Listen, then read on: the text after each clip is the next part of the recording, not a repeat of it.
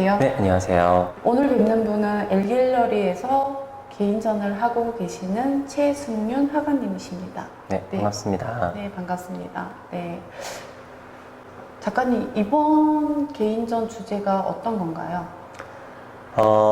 제가 지금까지 개인전을 하면서 항상 감정이나 때때로 제 작업의 개념에 대해서 설명을 했다라고 하면은 그런 모습들은 많이 보여드린 것 같아서 그림을 그리는 사람, 그리고 그림을 그리는 행위 자체에 뭔가 집중을 한 전시라고 보시면 될 것 같아요. 그래서 전시 전에 관람객들에게 사전에 드로잉을 하는 모습도 직접 보여드리기도 했었고, 그래서 개인전 제목을 드로우라고 정했습니다.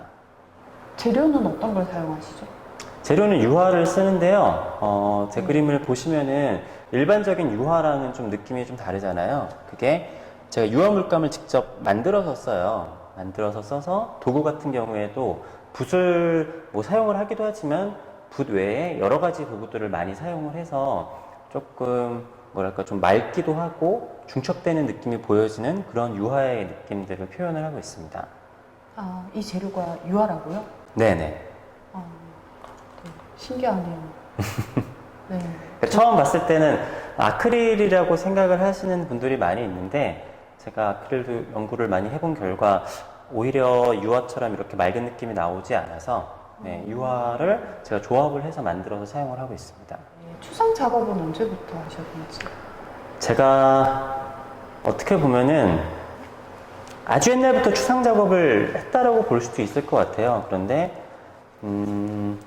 첫 번째 개인전을 할 때까지만 하더라도 완전 추상으로 갈 것인가 아니면은 뭐 반추상을 할 것인가에 대한 고민들을 많이 했었어요. 그런데 시간이 지날수록 제 마음이 좀 끌리는 대로 하다 보니까 완전 추상화로 넘어가게 되더라고요. 그리고 그것 자체에 고민을 하던 것 자체가 주제가 되어서 제가 지금 반대의 법칙이라고 해서 세상의 반대성에 대해서 탐구를 하고 그거를 그림을 그리고 있거든요. 근데 추상과 추상의 반대, 구상, 그렇다라고 하면은 이 구상과 추상이라는 것은 꼭 구분되어지는 반대인 것인가? 어떻게 보면 저는 추상이 모이면 구상이 되고 구상이 모이면 추상이 된다라고 생각을 하거든요. 우리도 하나하나는 다 구상인 것 같지만 멀리서 이제 뭐 우주에서 보면은 지구도 추상이잖아요. 추상 속에 우리가 살고 있고 다시 또 추상적인 것들이 모이면 구상적인 것이 되고, 항상 제가 추상화를 그리고 있지만 구상에 대한 것도 놓치지 않고 그런 것들을 탐구를 하면서 다시 또 그것을 추상화에 적용을 시키고 뭐 그런 작업들을 하고 있다라고 생각해요. 네. 작가님의 앞전 전시를 봐서도 그렇지만 네, 개념적인 부분이 되게 좀 깊이감이 있으신 것 같아요. 네. 이 작품을 관람자들이 어떻게 보면 좋을까요? 저는 제 작품들을 보실 때 일단은 설명을 드릴 때 괜찮으시다면은 아예 어떠한 설명도 없이 관람하는 것을 일단은 추천을 드리고요. 만약에 저에 대한 이런 글이라든가 생각 같은 것들을 보셨다라고 하면은 아예 처음부터 끝까지 저의 뭐 설명이나 작가 노트를 다 보실 거를 좀 권해드려요. 왜냐면은 한 부분만 보면 좀 오해가 있을 수도 있으니까, 아니면은 아예 아무것도 모르는 상태에서 보는 게 오히려 낫다라고 생각을 하고요. 그리고 제가 또 제 작품을 감상을 하실 때 많이 말씀을 드리는 게, 저는 많은 분들이 그림을 보면서 뭐 이 부분은 무슨 의미예요? 아니면은 이 부분은 어떤 의미예요? 이런 거를 많이 여쭤보세요. 근데 저는 서양의 미술은 기호의 미술이고, 그리고 동양의 미술은 기운의 미술이라고 생각을 하거든요.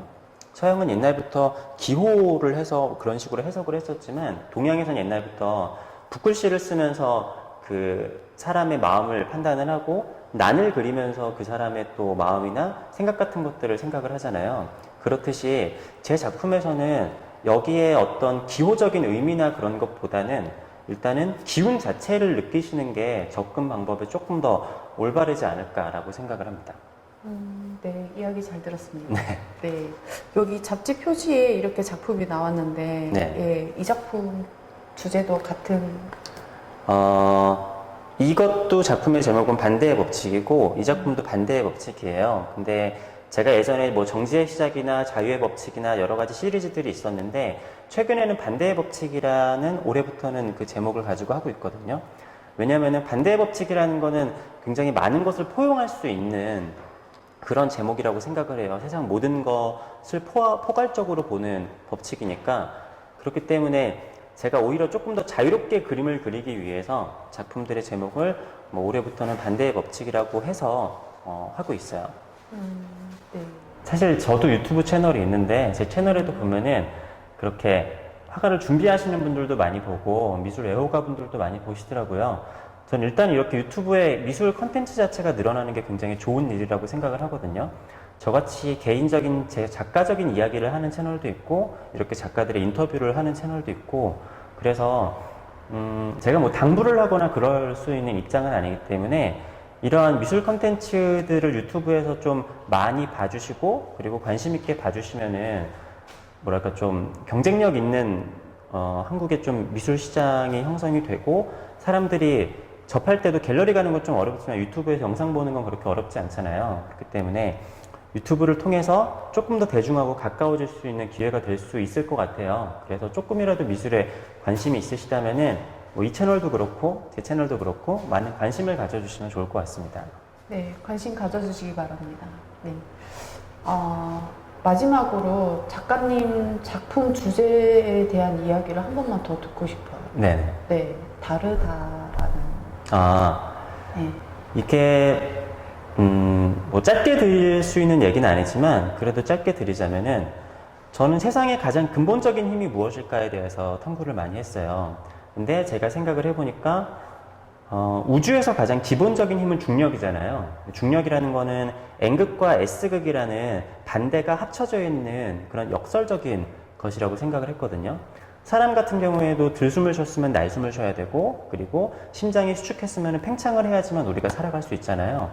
그런 것처럼 모든 것은 반대를 만들어내고 반대를 원하고 반대가 같이 공존하는 것이 가장 기본적인 힘이지 않을까 생각을 했어요. 그래서 제가 파란색을 많이 쓰는 것도 파란색은 일반적으로 차가운 색이지만 가장 뜨거운 색도 파란색이거든요. 뭐 가스불에서 가장 뜨거운 부분이 파란색이잖아요. 그런 것처럼 차가움과 뜨거움을 동시에 지니고 있는 역설적인 색임과 동시에 지구도 파란색이고 뭐 하늘도 파란색이고 물도 파란색이고 실제로 가시광선의 스펙트럼에서 가장 기본적인 색이 파란색이에요. 그렇기 때문에 역설이 세상의 가장 기본이다라는 저의 이론과 가장 잘 맞기 때문에 파란색을 기본적으로 많이 쓰고 이것의 보색 개념인 금색을 쓴다라든가 아니면은 단색을 썼기 때문에 여러 가지 색을 쓰고 복잡한 그림을 그렸기 때문에 단순한 그림을 그리고 이러한 것이 세상의 기본적인 이치라고 생각을 해서 저는 그거를 반대의 법칙이라고 명명을 하고 그것을 그림으로 표현을 하고 있습니다. 네, 잘 알겠습니다. 네. 네, 감사합니다. 네, 감사합니다. 네.